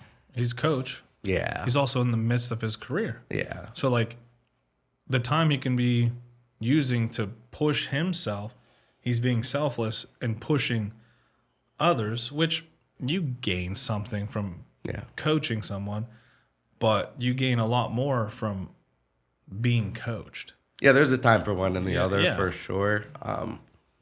And, well, like I was saying before, I can be a little more honest now. It's hard because you're trying to keep your head straight when you're getting ready for these fights. And you can certainly say something like, and there's some truth to this. Let's say you go home and you had like maybe 5 good rounds and 5 easy rounds, and you're like, well, there's always something to learn from everybody, and I got this out of this round and I got this out of this round. But at the end of the day, that's just not as effective as getting 10 good rounds with 10 professional fighters. It's just not. Well, that's just being a positive mindset, right? Like, exactly. Like 5 easy rounds, like I got nothing. Yeah, you don't want to go home and say I'm screwed. Yeah, you can just be like, hey, like, what did I get from this? For sure. But you would have gained more from 5 additional tough rounds with better partners. And that's why I left in the first place. I left for Florida back in, I think it was 2007. I went to American Top Team, and I was losing most of my... I went from being like the biggest fish around to losing most of my rounds, and I got good so fast. Well, and that's where you push into the next level in anything in life, right? Like if you're the smartest, trainer in the room, you're probably not going to grow as a trainer anymore until you breach that field, and now you're the least experienced, least educated trainer in the room. Right. Because now you're surrounding yourself with all these resources that you're going to grow into. Right. So if you're the smartest person in the room, and I say this a lot, find a bigger room. Yeah, get uncomfortable. Yeah, be comfortable being uncomfortable. Yeah. That's where growth happens. You got to put if you want to make it in sports, you got to put yourself in sink or swim situations a lot. Not injury-wise, but challenge-wise. Yeah, growth. If you're not getting challenged all the time, every day, you're going to get surpassed. Because some kid out there who's 25 and lives in Vegas is going to do it every day, all day. Yeah, growth and comfort don't live in the same, like they can't be in the same room. If you're comfortable, hard for you to grow. If you're growing, it's hard for you to be comfortable, right? Because you're pushing boundaries and limits that you've never had to. So like those kind of don't coincide with each other in that way. Yeah. Like if you want to grow, you need to do that hard round, grapple with that guy who's sweeping the gym. Like you need to put yourself in those tough positions to grow. And that's with any field, right? Yeah. Like So going back to your question, what I'd like to see change is the fights are going to be here for sure. Like, that's cool. The access to the right fights to move ahead is here. So yeah, like more of a sustainable structure of resources to keep strong careers going, which takes a lot of investment in money. It's tough, to keep lights on in gyms. You got to do things like kids classes, women's self-defense classes, this and that. And that's cool. It's just not a focus on being elite level athletes. And that's hard to do. To only focus, like people always say that. I just want to work with great athletes. It's tough. Yeah, it's tough to make that a job. And a lot of gyms I see now are doing like competition only classes. So like if you are heavily competing, like that's when you're. So you I see a lot of gyms in the area starting to do that, which is good. And it takes time. The cool thing is how all the gyms here, the majority of gyms allow for their fighters to cross train, right? Like we don't have a competition class today, but you want to train today, go to this gym. They're having one. And this gym welcomes you with open arms because they know they can send their guys there and girls there too for the same thing. So we're seeing a lot of cross training happen. I mean, Kirk has invited me to the academy many a times, and I'm like, well, I'm still in the midst of PT and stuff, but I'd love to go there. And then it welcomes me with open arms. And like, I love that atmosphere because we don't have a gym with all the resources. Yeah. So we allow people, hey, go get it here, go get it here. We call them gym hoppers. Yeah. Like Patton's training over here, go get around with Patton. Or this guy's over here, go get around with Kama. Like everyone's, there's this unwritten rule of like, we all want our fighters to be better. Yeah. So let's allow this to happen. For sure. And going back to what we were talking about before, that's why it's so fun to talk about these things, because you got to talk about all the different directions you can see it from. There are really good things about that, and there are really bad things about that. So obviously when you're gym hopping, you're mostly your own coach. You're the one that has to bring the intention to every practice and what you're getting out of it. Nobody's going to follow you around and say, we need to focus on this today. We need to work on this today. So unfortunately, a lot of the responsibility falls on yourself. And so a lot of times, I used to explain this. Sometimes it doesn't become greater than the sum of its parts. It's just a bunch of random parts that you hope something miraculously happens when the bell rings. And it doesn't always work out that way because, you're working with 10 different coaches. They're telling you 10 different things. And you're thinking in your head, well, when the bell rings and the fight is moving at 1,000,000 miles an hour, I'm going to figure that out really quick. Like, no, you're not. You are not going to figure that out at light speed. That friction's going to come into play there. So hopefully one of them had a really good effect on you, or you had a really good effect on yourself, and you go out there with the right intentions and you drilled the right moves. Because, I've seen so many times with fighters where, like, they looked great here, great here, great here, great here, and it added up to nothing. And the bell rang and they had no plan whatsoever. And unfortunately, the guy went out there. He wasn't necessarily as good, but he drilled the same thing every day. And he took it to him and he did the move that he did every day instead of the 5,000 different moves that he practiced daily. Yeah, it's a good, interesting perspective. But on the other end, like you said, you get the best of all the different worlds you're going. So there's no perfect answer. There's no perfect answer to any of that. There's no one gym that's ever going to have anything, and there's no perfect circuit of gyms that's going to give you the best career in the world. It's you. Fighting is such an individual thing. You have to figure out what works best for you. There's some people that get a lot out of sparring. There's some people that get a lot out of drilling. There's some people that get, they can get away with bad nutrition, and some that absolutely cannot because their weight cut destroys the fight, even with all the good training. It's so much about knowing yourself and, probably hopefully being surrounded by the people who know you well to help you figure out that how to fit all these things together. So as a coach, what would you recommend? You have a fighter who has hopped during his camp, but he's your fighter. Okay. How do you bring him back and say, okay, let's see what we can do with all these parts you've gathered? Yeah. What would you recommend to someone? That is where I use that word intention a lot. And I do. When I talk to guys who go from gym to gym and they ask, like, sometimes they don't even ask. I'm just willing to offer this information. I'm like, here is how you're going to get the most out of what you're doing. When you go to these places, number one, don't take advantage of what you're better at because that's not going to make you any better. We just talked about that before. You're not getting challenged. You're not improving. Number two, don't worry about winning because nobody cares how many practices you won. And then number three, go in there with the intention of what you need to get better at to win this fight. I can't tell you how many conversations I had with fighters where they'll argue back a little, and I'm always up for that. That's how you grow together. But let's say we're just to give a hypothetical situation. We'll be in the gym, and they have a fight coming up, and the guy's a good wrestler or something, and he's good at a certain takedown. And the move that they keep focusing on, the wrestling defense, is not going to work against their next opponent. But it's working against their sparring partner. So they're winning the round, and that's all they want is to keep winning rounds. And I'm like, you really should probably focus on this because this is probably what this guy's going to do to you in this fight. You should, yeah, but that doesn't work against him. I was like, exactly. Work on the thing that's going to win you this fight, not the thing that's going to win in practice. Always keep in mind what's going to win this fight. If that's what we do need to talk about, we need to talk about ahead of time. Like, what are we going to focus on for this fight camp? And keep that in mind every second of every practice. Clear objective. Yeah. Yeah, no, that's... Yeah, always not to the risk of... Again, I say this all the time, not to the risk of injury. Because then you don't get the fight. But within a safe, reasonable means, with the training partners that you have available, focus on what's going to win the fight. It's easy to get sucked into winning this round. In drilling or in when class. you're at somebody else's gym, they're going to step it up. When they're at your gym, ego's going to get involved really quick. Emotion's going to get involved really quick. Intention's going to go out the window.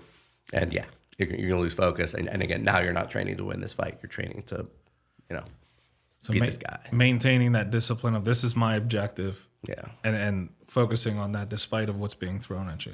Because we don't have what other sports have, unfortunately. If you go to the football team, they're going to make the second string guys act like next week's opponent. Yeah, we're gonna run their plays against you. We're gonna run. They like the blitz, so we're gonna heavy blitz. Like, so now you're getting a look at what you're dealing with. But with here, you're dealing with someone who has a different grappling style. Yeah, they got their own fight coming up. They got their own competition coming up. They didn't show up today to help you get ready for your fight. Yeah. So how do you do that? How do you, without just asking? Because most of the time that'll last 3 seconds. You know what I mean? Like, then you'll hit them once, and it's like, oh, never mind. I want to beat you up. Yeah, I see that a lot. Like, especially online, like people go cross train in like big gyms, and then their fighter punches them a little too hard, and then it just becomes a brawl. You're not training anymore. Now you're just trying to get licks on each other. And again, that's something I've learned to just accept. I was in my 20s before. I know somebody hit me once, it was game on. I didn't care. I didn't care about that fight. I cared about this guy who just punched me in the face. Yeah. What continues? What helps you to continue to push boundaries and strive for greatness in this field? Because obviously, talking with you, I can tell you do care. You do have intention in this. Like, what keeps that fuel for you? You say you want to get back into it. It's something you want to keep doing. Like, what is that driving factor? I would say, just bringing up something we talked about before, the possibilities exist. To see that those possibilities exist as someone who's ended up being a leader, you just want to make it happen. Like, if this is possible, I want to see it happen. Yeah. You know what I mean? It's like you have stake in it. And of course, I want to see it happen for the guys I work with the most because I care about them. It's amazing to have some, I was never, I guess I could have been before. If somebody came to me like, I need to feed my family with this, like, don't fight then. That's not, forget it. Go get a job. Yeah. But when these kids come with like a dream, and to know that compared to when I was 20, like the possibilities are endless of how much, they could do it as like a career, not just to focus on money. They can make a lot more money. They could be happy. They could live their dream. They could not get stuck in a humdrum lifestyle. If they want that, great. But if they really do want us to have success in sports and just the endless possibilities that continue to rise in sports, in the sports world, I want to help out with that because that's so cool that I'm not one of those people that's like, oh, I wish that was the way when I was that age and this is bull crap. I didn't have those chances. I don't care. They have those chances, and I want to see them get it. I do. I think that's so cool to see some kid, with the bright eyes and just like want to, and that he doesn't even know. He hasn't even been to Vegas. He hasn't even been to a UFC yet. He doesn't realize how cool and how overwhelming and, like we said, how competitive it's going to be. But like, yeah, man, you can. I don't want to be one of those guys that say, oh, it's not going to happen. I just want to be like, if you put the time in, and if you do have the talent, that's tough, and you have to be born with. But, if you can take that talent, work your butt off, make the right sacrifices, yeah, man, it's it's so cool what you could do these days. You could live such an amazing life. You could see the world and just meet so many cool people. What's the saying? Working hard beats talent when talent doesn't work hard, or something like that. But when talent works hard, they're really tough. Oh yeah, absolutely. But that's the thing. You show up, you do what's required and more, right? Because if you're just showing up and doing what's required, like, what does that mean? Right. But if you're pushing that envelope constantly, and that's what I tell people, like, if you're in it for money, there's so many other things you can do for money. Yeah. But if you're in it, and this is what you want to do, money's going to come if you stick with it. Like, it's going to come. It's inevitable. If you do something long enough, you're going to get paid for it because you're going to become great at it. But if you're in it for money right now, it's going to be tough, right? When does getting punched in the face for $500 or $1,000, like, there's going to be a moment where you're like, this isn't worth it for me. Right. The $1,000 is not worth me getting beat up and hurt and injured. But when it's everything you want to do, the $1,000 is a bonus. Yeah. You're like, I get to do what I love and make $1,000, $2,000, $5,000, $10,000. Next thing you know, $20,000 sign-on bonus. You're getting paid for the knockout of the night. Like, then you're like, man, I'm making money and doing what I love. Yeah. It's a bonus, a huge bonus.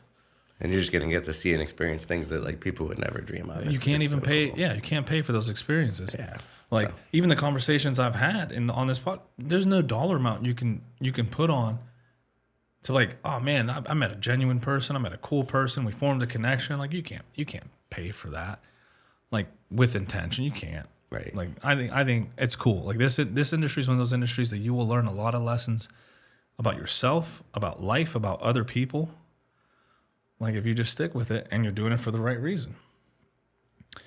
What advice do you have for people pursuing this as a career? This is what they want to do. I want to be a fighter. It's been in me since a kid. I'm training, I'm showing up. Like, what advice do you give as a coach to these people, maybe listening, or that you run into on your daily basis? Like, this is what I want to do for a living. What advice would you give them? Yeah. I mean, I guess that would have to be more of a discussion than a direct answer, right? Because you want to know why. But yeah, and it would totally depend on the age as well and whether it even seems feasible at that point. It is so tough to compete with. If somebody threw their kid in wrestling when they were 6 and they got so many years of that ahead of you before their first amateur fight, that's a really tough thing to overcome. Dogs. Or boxing or anything. Like, if they come with some really strong background, but they still haven't even had their first amateur fight, and you're just going in there with, oh, I have 6 months of MMA training. Like, that's can be really tough. But no, I think anything's possible, personally. I've seen people, like, without strong backgrounds still make it really far. But yeah, the advice I would have was, like, live in the gym, but I don't know how to best explain this. You gotta, early in your career, you do have to figure out a lot for yourself. You have to figure out where you belong that's going to get you the furthest in your career. And it's probably not going to be the first gym you walk into. It might not be the first 10 gyms you walk into. You have to figure out, and this is the hard part, and this is the balance of, how would I say this? I don't know. It's finding the balance of how much you can do for yourself versus how much you depend on others to get you anywhere. Because you have to go in the gym and you got to learn fundamentals. And that gets neglected a lot. Everybody thinks they already know what kind of style of fighter they are right away. And so they ignore fundamentals. You don't. You need to learn all your fundamentals. And some of it will probably start to stick out. But you have to have all of them now. You can't be bad at anything anymore. And then as you improve your fundamentals, number one, you're going to start to realize what you're better at than other people and what type of training helps you more than other people. Like I said before, do you get more out of sparring? Do you get more out of drilling? Do you get more out of conditioning? And you got to kind of put yourself in a situation of coaches or teammates that feeds into that. Because it's just very unlikely, unless you come from a lot of money and you can pay for a lot of private training, things aren't going to get fashioned around you. So even though it would probably benefit you to work on a lot of head movement and footwork and takedown defense, if you go to a gym that focuses on other things, that's what they're going to focus on. And so you're not going to improve as quickly. So don't neglect anything at the beginning of your career, but as you start to see where you stand out, you got to go to the gym that's going to push you farthest in that, because the goal is to push the part of the fight that you're better at. That's what's going to make you a winner. You know, you're not going to win by coming up with last minute game plans based on your opponent's weaknesses. You're going to win by coming up with game plans based on your strengths. And so put yourself in the situation where you're never neglecting your weaknesses, but always improving your strengths. Because we don't think of world champions based on what we think of world champions based on what they're great at, because that's what made them great. So that's the goal. After you start to realize what type of fighter that you are, it may end up, like for me, it took moving. You know, I had to go somewhere where because I got a lot out of the sparring at that time in my career. So I went somewhere where the sparring was great, but to know yourself. But then once you get there, you gotta listen. You gotta go back to listening again. So that would be my advice: is take advantage of all the resources that are available now, and have your game plan of where you're gonna put yourself where the best resources are available for you personally. Because good advice. And like I said, unless you come, and there are a lot of fighters now that do come from money. You can literally just fashion the whole world around yourself. You know, it could be Team You. If you can do that, great. I don't know anybody like that. You know, you hear about them on, like Brock Lesnar. You know, everybody came to his ranch to train him based on his fight. Great. If you're that person, then you're good. We're not talking to those people. We're talking about the guy who's scrounging together $200 a month for gym fees. Yeah, figure out what gym you need to be at for sure, and then utilize the ones that let you do guest appearances. You know, and just do as much as you can. Explore, like I said, put yourself in hard situations so that you realize how competitive this world is. You know, if you only stay in Western PA or Eastern Ohio or whatever, you're not going to see how really, really, really tough it can get sometimes. You know, make those trips out to these camps and see how tough a room can be, and whether that's what you want. And figure that out early. I hear of a lot of local fighters who go to different states and train, and they're like, "Man, that was tough. I had no idea." And it's like, and that's fine. Yeah, you're in a different world now. Like, we're great. I feel Pittsburgh's great, but we're also up and coming. Yeah, there's so many places that they're there. They're there now. Put yourself in those rooms. Yeah. Go check it out. See if that's what you really want. Like, is that what you want every day to look like for you? Do you want to fight your way to the top of that? No, if you go there, you're not going to win. Don't worry about that part. Worry about, like, is that where you want to be every day? Is that how hard you want to get tested every day? If you do you want to continuously learn? Yeah, and you will. And it's like I said, it'll be a great life, but it's hard. You're going to earn every step of the way. You're going to earn it. Yeah, it's simple, but it's hard. Yeah, it's a simple thing. Go and trial by fire. Yeah, it's going to be hard though. It's a simple thing if you're to comprehend. Like, oh, I got to go over here where guys are gonna. I'm at 80, 90%. Now I'm training 110, 120. I'm being pushed. Like, my mental is getting pushed. My physical's being pushed. Like, my ego's being pushed. Yes. If that's what it takes, that's what it takes. Exactly. Remain resilient, remain passionate, and always strive to learn. Yeah. And don't wait forever to have your first fight. Figure it out if this is what you want. Yeah. If you're meant to make it, you don't have to have perfect training camps at the beginning of your career. We all want to have, like, perfect UFC style training camps like the ones we watch on Embedded and stuff. You don't need that early in your career. You don't need to kill your body with weight cuts. You know, you don't need perfect whatever. You don't need to know exactly who your opponent is for 10 weeks at a time. You don't need it. If you're meant to really make it and you're training hard, you're going to storm through those people anyway. You're going to blow right through them. And you're not going to get challenged until, you know, somebody starts training as hard as you are. Yeah, find your path and push your limits. Yeah. Simple. It's going to be hard, though. It's going to be hard. But you'll look back and, like, I never regret. Like, again, the opportunities weren't necessarily there for me. They were. I didn't make as much as I could have, but I would never trade it back. Like, what fighting taught me about myself, you know, I would say, like, the best example wasn't even until my second pro fight. I was fighting Joe Camacho. It was that tournament. That was a tough tournament. I was the only one that had to fight all 3 rounds because of buys. So first fight was tough. Fought a kid from Sarah's gym who went the distance, even an extra round, which they did back then. And was beat up. Stitches, had a hard time getting back to practice, couldn't get a ton of training. Second fight, this kid had gotten a bye in the first round, and he's like, I took the tournament at 55 because that's where the money was at. That's where the tournament was at. So I said, okay. I didn't even have to cut weight, which was nice. Second, this kid's like a truck, trains AMA, Fight Club, you know, Miller Brothers, all those guys. He was good. And he came out in this, you know, first round back and forth. Second round, he came out. I threw a kick. It landed pretty good. And again, just being inexperienced, I just threw another kick, same exact kick. And he just stepped in and clocked me with a cross. I'm on my back, I'm barely surviving, and I'm like, I can hear the ref saying she's about to stop the fight, all this stuff. And I had to make a decision. I tell this story to a lot of friends. I had to make a decision at that point. Was I going to do nothing and definitely lose? Was I going to like try and survive and make it look like I put up a fight? Or was I literally going to just figure out how to win? Even though I was about to lose. And at that moment I did. That was like the closest. Because if you're unconscious, you're unconscious. You don't get really much of a choice on that. But if you're on like the brink of unconsciousness and you still have enough wherewithal to decide how bad you really want to win, and you do it, you've just taught yourself so much about yourself. Like You pushed past that limit. Yeah. And I came back, I won that fight. Not right away either. That was still a back and forth fight. But that particular moment was like so close to unconsciousness. And what I pulled out of myself is like, and there's nothing else in my life I could equate that to and what that taught me about myself. And that's one thing that fighting gave me. Well, I think fighting gives you that. You know, there's not many other industries where you're in that fight or flight. Yeah. Like you don't have like you're in that moment right now. It's not a simulated moment. It's not how do I get there? How do I train to get there so that I can make the best of that decision? No. You're there unless you're getting knocked out in training. Yeah. You know, like there's not very many moments in life where you're in that, do I survive or do I fold? Yeah. Moments, you know, and you can pull a lot from being on the brink of death. Because in that moment, you're like, my lights are turning out. It's easy to go, and no one's going to knock you for going. Nah, and you know the ref's going to save you. Yeah. You're not literally going to die. Yeah. Well, you don't know that in that moment. But you're most likely not literally. But you're not. You're not. But you're in that fight or flight moment. And no one's going to blame you if you, hey, I'm almost knocked out. Yeah. This can end right now.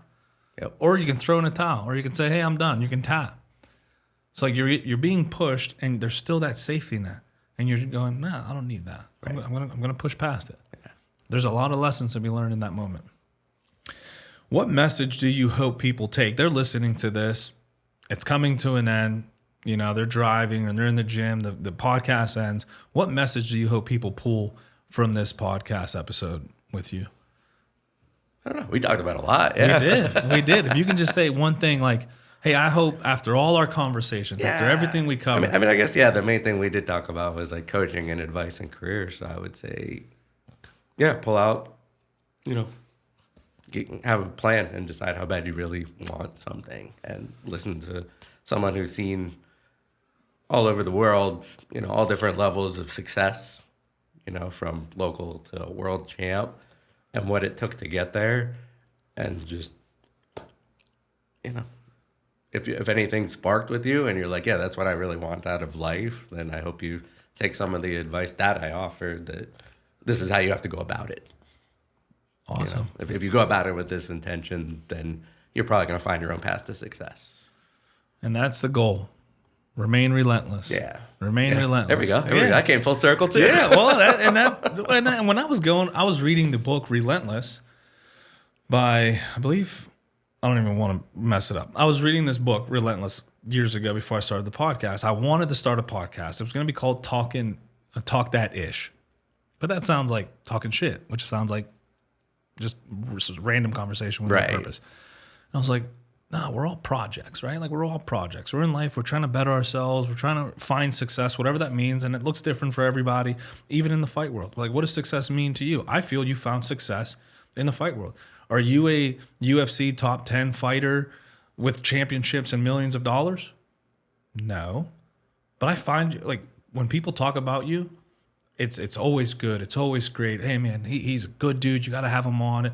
That's success. So what does success mean for you? Find that success. And you may not be sitting there like, I don't feel I found success.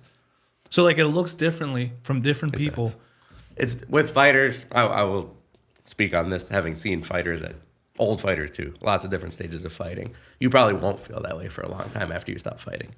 You right away, you're going to, like, usually there's a lot of very few fighting careers end on a good note or a good note with the people around you. They usually end pretty bitter for one reason or another. It's just the reality of that industry. Whether you lost your last fight or even if you won it, you're done, and you got all these regrets, or you didn't make it as far as you wanted to. That's almost how all sports careers end.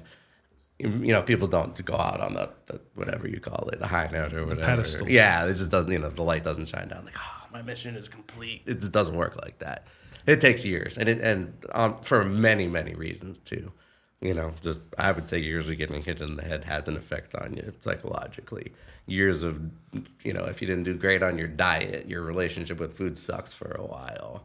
The relationships with people around you, if you don't fix them right away, there might be some bitterness there, and people start looking back on things. He never paid me for this, or we should have worked more on it, and that stuff all just ruminates for a while, and then you finally reach that age, especially if you get into coaching. That's a good way to turn it around quicker. Start giving back, you start being thankful, start having better relationships with people and food and everything else in your life, and you finally start feeling like you were successful. Well, where can people follow you if they want to learn more about you, learn your story, or get involved in what you're doing? You're getting back into coaching. Where can people follow you online? That is something I've committed myself to doing. It'll be the social media thing for sure. I actually used to be really good at it. People used to compliment on me all the time. And then I ended up leaving for grad school for a bit and kind of get out of it. Never really got back into it. But yeah, I will. And that'll be, so the Instagram is King David Sachs. Facebook, David Sachs. I think those are the only two I was ever really good at keeping up with. But that is something I'm going to, now that especially I'm trying to pick up some more clients and get a little bit more back into the coaching as like a pseudo part-time thing, enough to again, be able to help with these goals that we all have for this. I'll definitely tag it on that. It would just be the Facebook and the Instagram. Those are the two that I'm going to finally start putting some effort into. Sounds good. I do have a history of actually being decent at it, so I think I can make it happen. I'm looking forward to following now because I followed you recently, and I was like, I'm gonna have him on. Like, I want to follow his journey, and that's one thing I like seeing. People I've had on, and like seeing where they're going and where they're moving, and like it's cool to see people grow. Like I find growth in seeing people's growth. Or being a part of their growth too. Like I had Savage Gentleman who, he does professional wrestling. Yeah. Now he's back into boxing. I saw that. Yeah. He's like, hey, can you create a graphic for me for the fight on March 1st? Absolutely, dude. Nice. Absolutely. So I created this Billy's graphic. fight, right? Yeah. Yeah. Yep. So AHN Sportsplex, Montour Sportsplex, March 1st.